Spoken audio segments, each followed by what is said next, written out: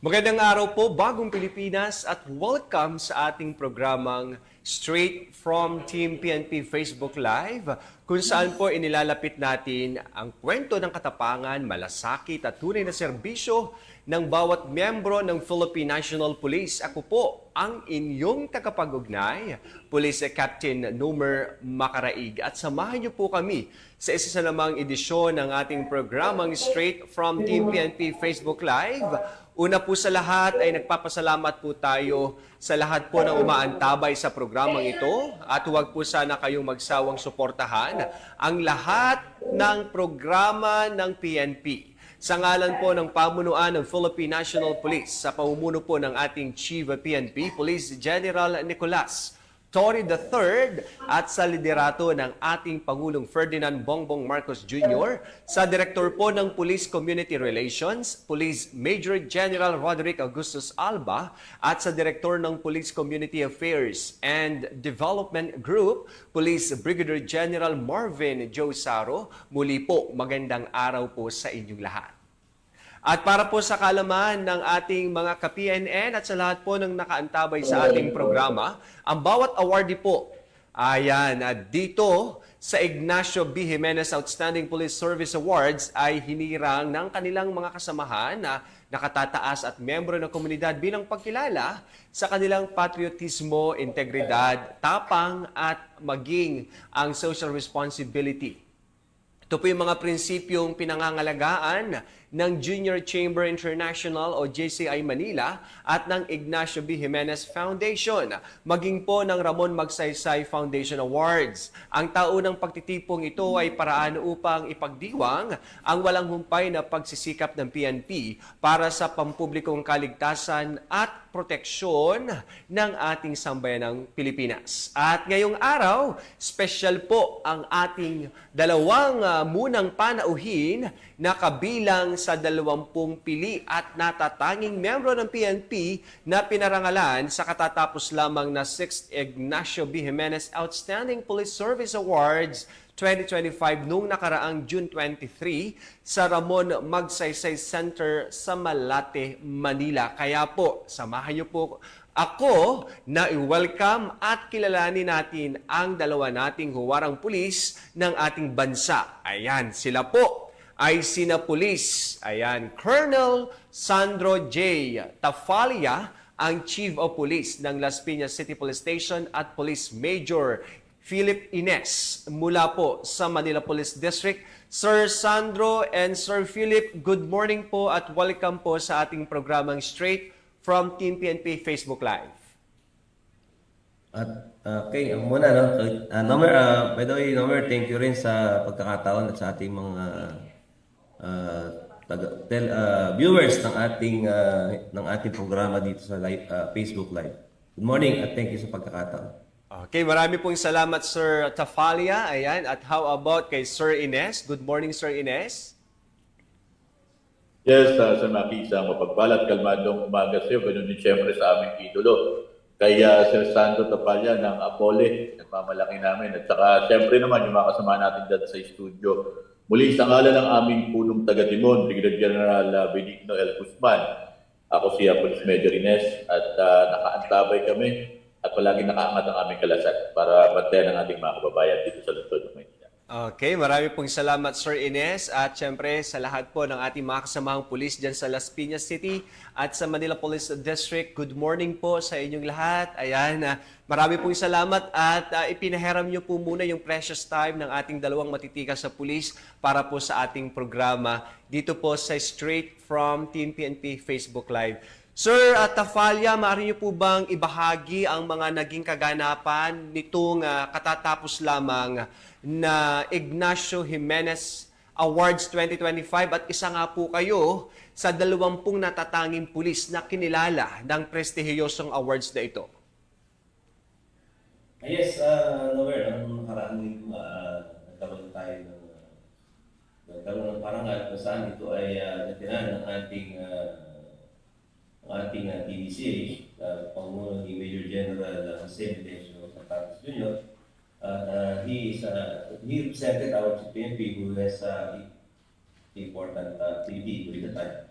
At yun nga, nagkaroon ng parangal sa 20 commission and commission officer ng Philippine National Police na nakasign dito sa Luzon. So, yun nga, unang pagkakataon sa pagkaalam ko na nagkaroon ng parangal sa pulisan ng Luzon. Before kasi, Metro Manila. So, this time, sa pagkaalam natin, Luzon. So, yun, we are very grateful nga and honor sa GCA Manila through the Ignacio Menes Foundation na nag-recognize at nagbigay ng parangal sa atin sa ating humble accomplishment sa Philippine National Police, particularly sa akin sa Las Piñas at sa ganoon din sa mga kasamahan ko sa Metro Manila, yung Manila at 5 pa nakasama ko dito sa Southern Police District. So we are grateful sa organizer at sa pagkiyala sa atin. So ayun. So ano nangyari sa nakaraang linggo na yun? But prior to that, ito pong mga interview, deliberation, at meron din po tayong firing before po igawad sa ating parangal. So yun po, number. Okay, maraming salamat po Sir Sandro at nakakatuwa naman sir na meron pong isang tulad ng JCI at Jimenez at Ramon Magsaysay Foundation po na kumikilala sa husay, tapang, integridad at galing po ng ating pambansang pulisya at sa pagbibigay po ng pagkilala. At ito po ay magsisilbing inspirasyon at motivation po ng bawat pulis para mas pagbutihin pa natin ang ating pagbibigay serbisyo sa ating mga kababayan. And kay Sir Ines naman po, Sir Ines, maaari niyo po bang ibahagi, dahil alam ko po sir, marami po ang mga na-nominate, marami po ang mga na-recommend, marami po ang nagpasa ng kanilang mga folder at ang kanila pong entry, pero 20 lang po ang napili. Sir Ines, maaari niyo po bang ibahagi sa ating mga tagapanood ano po ba yung mga naging aktibidad po ninyo dyan po sa Metro Manila, dahil alam naman po namin kung gaano po kayo kahusay at kagaling na pulis. Bahagi lang po natin kung ano po yung mga naging accomplishments po natin, sir. Yes, Sir Romer, nakita nga natin yung pagkilala sa ating nanay, nakakataba ito ng puso. Unang-una, nakakaboost ng moral sa atin bilang pulis at nakikita natin na recognize nitong mga grupo na ito yung mga naigagawa natin. At patuloy natin pinapanawagan ito sa ating mga kasamahan na patuloy natin na gumawa tayo ng tama ayos sa ating trabaho. At unang-una, palagi natin tignan ano ba yung kaya nating maibigay sa organisasyon at hindi yung ano yung mabibigay ng organisasyon sa atin. Darating ang panahon na Sir Nomer na lilipas din tayo. At pag dumating yung pagkakataon na yun, makatitig tayo ng diretso sa salamin. Masabi man lang natin, nagawa natin yung parte natin nung nasa servisyo tayo. At pagkitin ko na lang din, siyempre sabi ko dito sa Timbulan ng Laya at Diwang Dakila, talagang maraming kaganapan. Ito yung sentro ng komersyo, sentro ng ating bansa. Kung saan nga, ito nga ang kita natin, walang markadong pula ang kalendaryo ng mga pulis Maynila. Tuloy-tuloy. Ngayong alas 10 ng umaga, pagkakaroon kami ngayon dito ng destruction ng non-evidence ng mga terminated cases dito sa harapan natin, dito sa MPD mismo, at nandito rin yung executive judge natin ng MPC Manila para mag-witness sa gagawin natin. Ayun, talagang busy po palagi yung ating mga kasamahang pulis dyan po sa Manila Police District. At alam po natin at ramdam po talaga natin, sir, ang inyong kabisihan ngayon. Dahil na-monitor din natin sa social media yung inyo pong tulong at assistance sa buong local government unit po ng Manila sa pagsasaayos po ng ilang pong mga lugar po dyan. Kaya saludo po kami sa husay at galing ng ating mga pulis dyan po sa Manila Police District at sa lahat na po. At ganun din po, for sure, ang siste ng ating mga pulis dyan po sa Las Piñas City Police Station. Talagang hindi rin din po yan nagpapahinga. 24 oras din po silang tumutugon at nagbibigay ng assistance sa ating mga kababayan. Sir Sandro, kamusta po dyan sa Las Piñas po ang ating pong istasyon dyan at ang ating mga kababayan? Yes, again, Nomer. Sa Las Piñas naman, Nomer, alam naman natin, dito sa southern part ng Metro Manila, lalo Las Piñas, kung saan kami ay within the boundary of Cavite, kami po yung bandang dulo na, ay still kami isa sa pinaka medyo tahimik na syudad dito sa Southern Manila. At kasi nga, dahil na rin po sa mga programa pinapatupad ng ating Southern Police District, of course, align ito sa utos ng ating Chief PNP. Lalo na ngayon, kung saan ang ating police ay mas lalo naging alerto, no? Nasa kalsada sila at sila is strategically positioned to respond to any eventuality. Kaya naman, nami-maintain natin yung peace and order dito sa Las Piñas. At yun nga, at isa pa rin, no? Dahil sa nakaraang eleksyon, nag-iisa sa mga peaceful election dito. So yun, so masasabi natin Las Piñas ay nasusustain natin yung maintenance ng peace and order dito. Of course, sa tulong na rin natin ng LGU at ating mga stakeholders, no? Dito sa Las Piñas. Okay, marami pong salamat at yan po ay isa rin po sa inyong tugon sa tagubilin ng ating mahal na Chief PNP Police General Nicolas D. Torre III, yung pong kanyang program trust, yung mabilis na pagbibigay serbisyo sa ating mga kababayan. And speaking of award, ito sir, itong ating Ignacio B. Jimenez Award.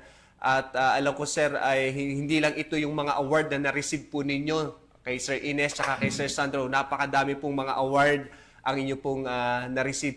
Sir, matanong ko lang po, bilang isang alagad ng batas, para rin po sa kabatiran ng ating mga kababayan, ano po ba yung mga nagsisilbing inspirasyon ninyo para magpatuloy po at magbigay serbisyo at ehemplo sa ating mga kasamahang pulis? Unahin ko po si Sir Sandro.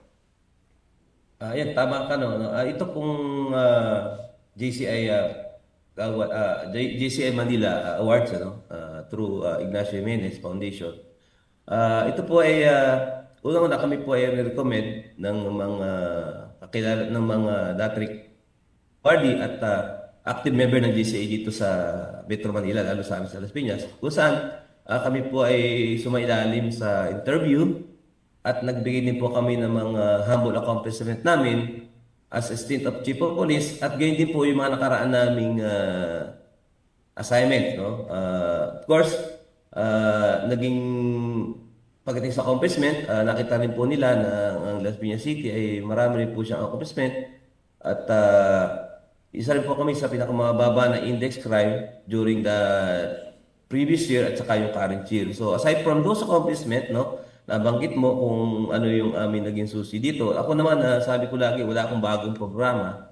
Ang akin na pong ginagawa is yung normal police duty kung saan ginagawa natin ito consistently, through giving of honest, good example, good leadership. Kasi naniniwala ako na ang mga tao natin talaga tinitingnan tayo mga opisyal, yung ating ginagawa, yung ating sinasabi.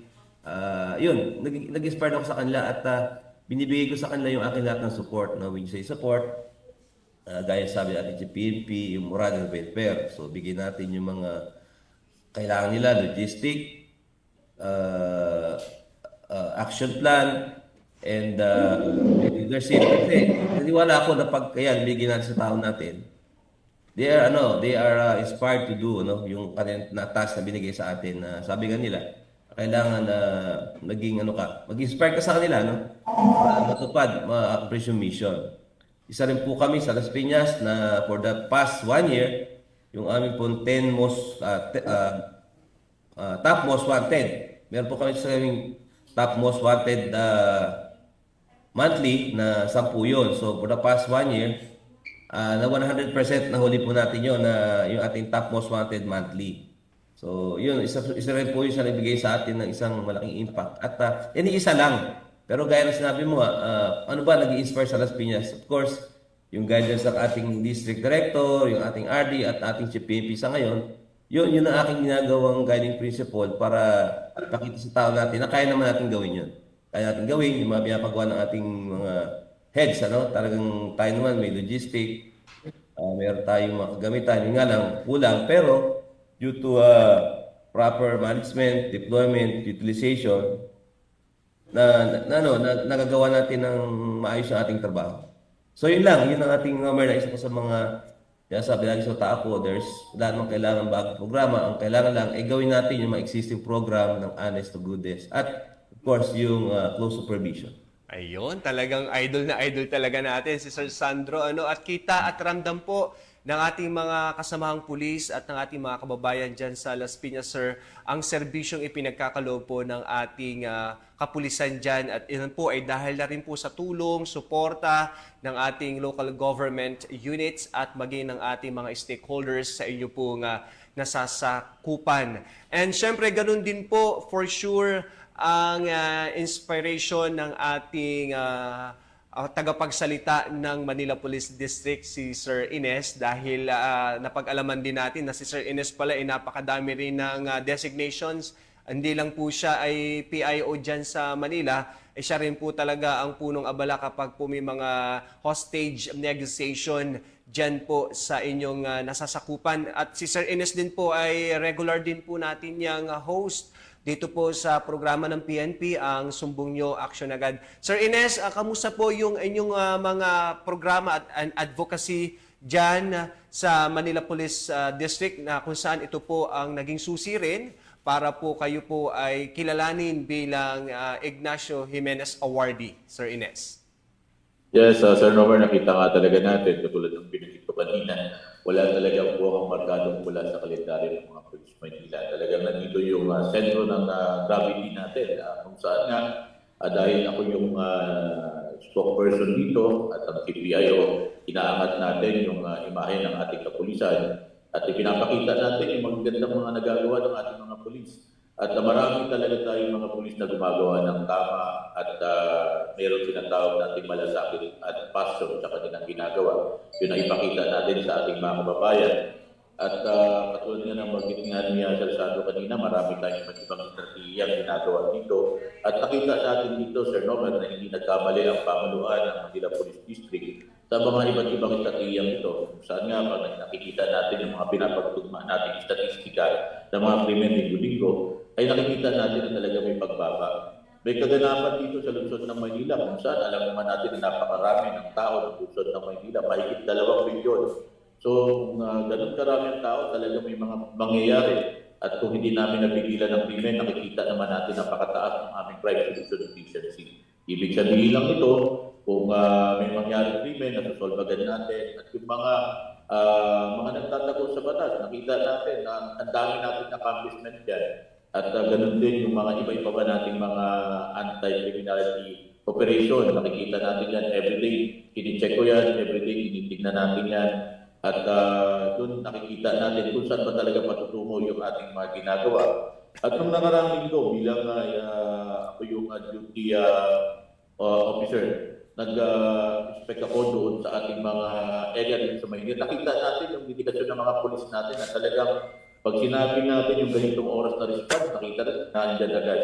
Ang mahalaga yung ating commitment natin sa mga tao na sabi nga natin, we need to serve and protect them. Makita nila na ang pulis nyo po, pulis ng Pilipino, ay kayang gawin yung inatang na trabaho sa kanila. At nakita naman natin yan dito. Marami tayo dito mga kababayan sa lungsod ng Maynila na umaasa sa ating mga kapulisan. Lalo na yung servisyo natin mabilis. Katulad ng sinabi nga kanina ni Sir Sandro, yung guiding principle ng ating ama, ng ating hanay, na maramdaman tayo ng ating mga kababayan, maramdaman, makita, at magmarka tayo sa ating mga kababayan. Sabi nga, pag dumating yung panahon, Sir Maki, na lilipas tayo, sabi nga natin, panginayangan tayo, yung pala yung binabanggit dati. Pag mistulan tayo, kasi sa mga tao nawawala ng panlasa, lang para sa mata nilang mapanglaw. Dahil tayo ay pulis. So, pulis tayo ng Pilipino, pulis tayo ng Panginoon. At akayin natin mga kapwa natin mga pulis. At palagi natin tinitignan yung be a good shepherd to them. Sabi nga natin, akayin natin ito mga ito, maging mabuti tayo pastor sa kapwa natin mga pulis. Ayun, talagang well said po, Sir Ines. At kita naman po at ramdam po natin talaga yung dedikasyon at commitment ng bawat isang pulis dyan din po sa Manila. At alam po natin, isa yun po sa pinaka-busy na area sa atin. Hindi lang po dito sa Metro Manila, I should say, sa buong Pilipinas. Dahil, sabi nyo nga, Sir, milyon-milyon ang tao po dyan araw-araw. Kaya po nangangailangan talaga yan ng serbisyo ng ating PNP, lalo na po sa pag-maintain ng peace and order, pagbabantay at pagtugon sa anumang pong police assistance na kinakailangan ng ating mga kababayan. At alam ko sir, kayo pong dalawa, si Sir Sandro at si Sir Ines, ay talagang truly an epitome of a good cop, inspirasyon po ng ating mga kasamahang pulis. At kayo po ang niluluk namin na mga officer sa hanay po ng pambansang pulisya. At alam ko sa lahat po na nakakakilala sa ating dalawang pulis, talagang kayo po ay ehemplo at tunay na inspirasyon. Kaya po sa pagkakataong ito Sir Sandro, baka meron po kayong nais munang batiin or pasalamatan, lalo na po yung ating mga kasamahan po sa JCI sa pagkilala po sa inyo pong husay at galing bilang isa sa mga awardee.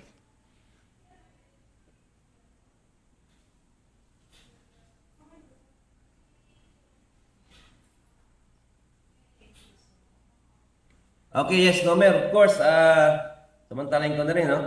Bago lahat, bago magpasalamat, so sana gusto kong pabalitin sa JCI at sa ating Ignacio B. Jimenez Foundation yung pasalamat namin, no? Itong award na to, ito ay hindi namin ma-accomplish. Ako bilang hepe ako ng Las Piñas sa mga nakaraan unit ko, hindi ko ma-accomplish to kung ako lang, no? It's a team effort. So I would like to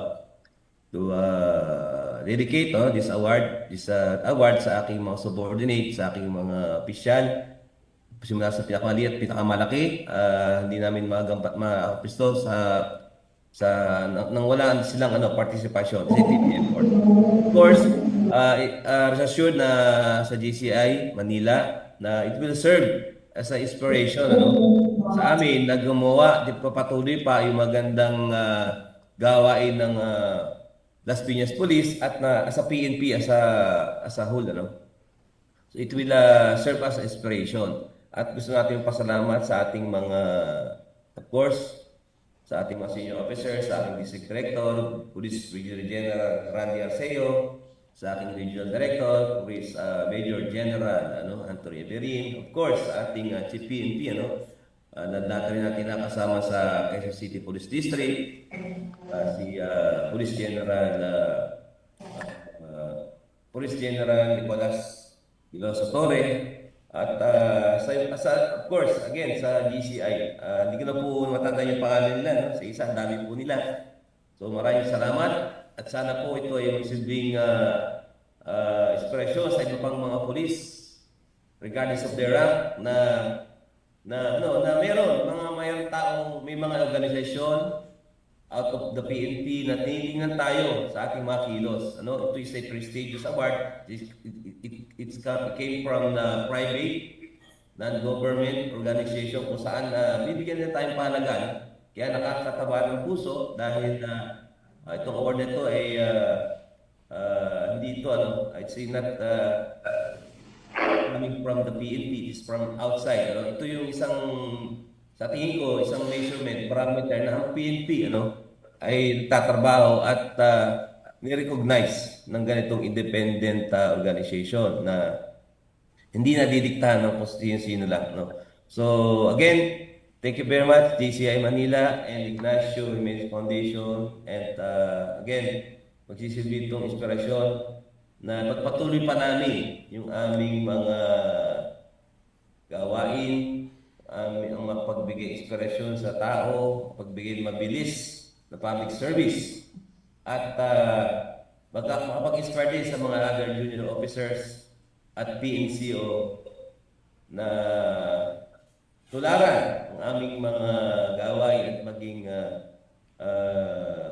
halimbawa kami sa kanila. So yun nga, Nomer, at thank you very much. At sa iyo rin, sa pagbibigay ng pagkakataon na kahit pa paano ma-express namin at paano namin nakamit itong awards na to dahil nga doon sa mga nakaraang activity, nakaraang accomplishment mo, not as incumbent pa isang office, but of course mga previous assignments mo rin, ay bigyan din nila ng puntos yun. Thank you very much. Thank you, Sir Police Colonel Sandro J. Tafalia, ang Chief of Police ng Las Piñas City Police Station. Sir, marami pa po kaming mga programa. Tulad po nito, i-invite po uli namin kayo para po mas maibahagi pa natin ang inyo pong mga aksyon, aktibidad at programa po dyan sa buong Las Piñas City Police Station. So, invite po namin kayo, sir. Welcome kami. Basta lang yan si Major Philippines. Ayan.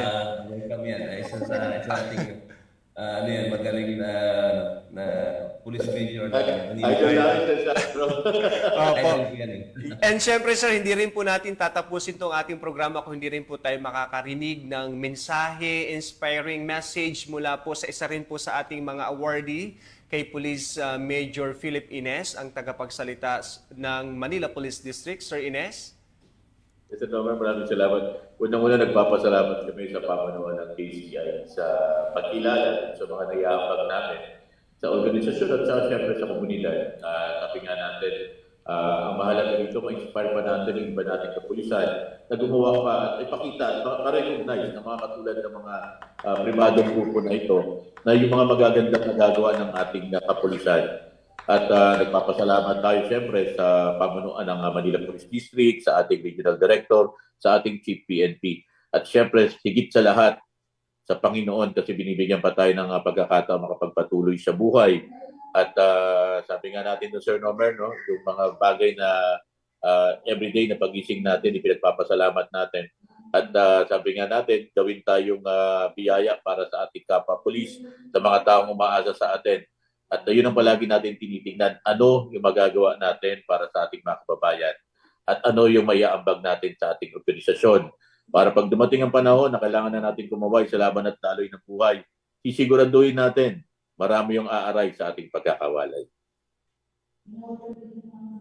Police Major Philip Ines, ang tagapagsalita ng Manila Police District. Ayan po sa ating po mga kababayan, sa ating mga tagapanood. Dalawa pa lang po yan sa 20 natatanging pulis na kinilala ng JCI Manila at tumanggap ng Ignacio Jimenez Awards 2025 Excellence in the Line of Service. At sa susunod pa po nating episode dito sa Straight from Team PNP Facebook Live ay kikilalanin pa rin natin at makakapanayam ang 17 pang awardees. Antabayanan ninyo po ang ating schedule para mas makilala po at ma-share sa ating mga kababayan. Muli po, maraming salamat sa ating dalawang unang panauhin, ang pinakamatitikas nating officers ng PNP, Police Colonel Sandro J. Tafalia, ang Chief of Police ng Las Piñas City Police Station, at kay Police Major Philip Ines,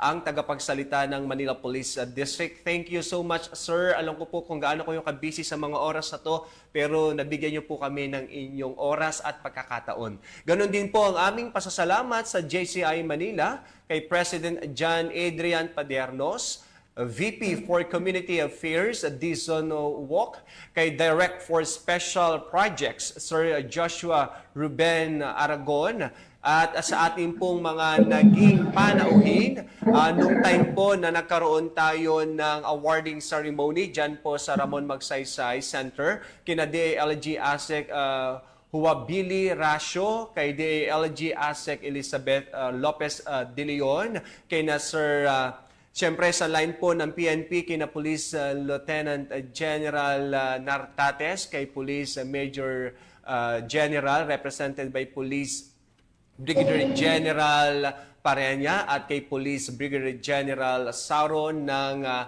DPCR at ng PICAG, at kay Sir Police Major General ating Chinayog, ang ating DPRM. Thank you po so much sa inyo po. Kay Sir Marleo, maraming salamat po, at sa buong pamunuan ng Ramon Magsaysay Foundation Awards, JCI Ignacio. Thank you so much po. Ito pong pagkilalang ito ay patunay lamang po at magsisilbing inspirasyon at motivation sa bawat isang pulis.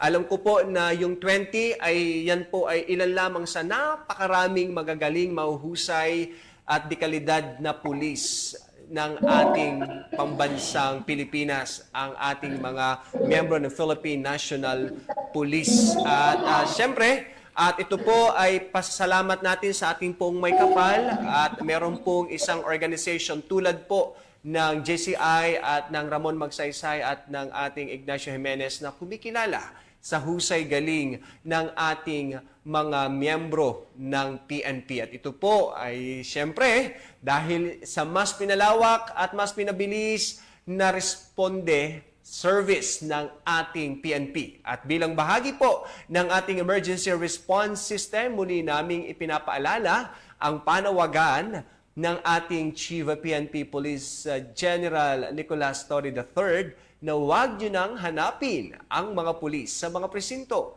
sapagkat sila ay nasa inyo ng mga telepono. Dial 911, darating sila sa loob ng 5 minuto. Ang 911 po ay bukas 24/7. Maaari pong tawagan kahit walang load at handang tumugon sa anumang uri ng emergency. Ipagbigay alam sa inyong pamilya, kaibigan at komunidad sa panahon ng pangangailangan. 911 ang inyong katuwang. Muli po maraming salamat muli sa ating dalawang panauhin kay Sir Tafalia at kay Sir Ines. At mula po dito sa tanggapan ng tagapag-ugnay ng Pambansang Pulisya, sa ngalan po ng aming Director, Police Brigadier General Marvin Josaro, ako po ang inyong tagapag-ugnay Police Captain Nomer Macaraig at magkita-kita tayong muli para po sa susunod na kwentuhan, talakayan at napapanong impormasyon. Kasama pa rin ang ilang pa nating mga JCI awardees. Dahil dito sa Bagong Pilipinas, ang gusto ng pulis, ligtas ka. Ito po ang programang Straight from Team PNP Facebook Live.